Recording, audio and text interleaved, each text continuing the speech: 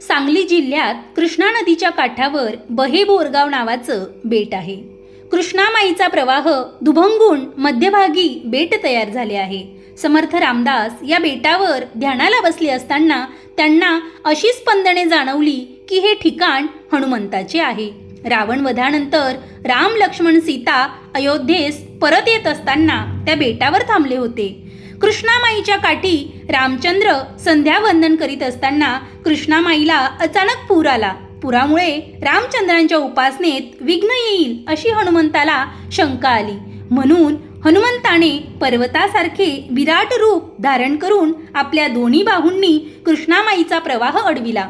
कृष्णामाई दुतर्फा वाहू लागली आणि मध्ये तयार झालेल्या बेटावर प्रभू रामचंद्र संध्यावंदन करत होते। आपण अशा पवित्र बेटावर ध्यान करीत आहोत या कल्पनेने समर्थ रोमांचित झाले। ज्या हनुमंताने हे पाणी अडवले त्याचे अस्तित्व इथे कुठेतरी असले पाहिजे असे समर्थांना वाटू लागले। हनुमंताच्या शोधासाठी त्यांनी पाण्यात बुडी मारली। समर्थ पट्टीचे पोहणारे होते।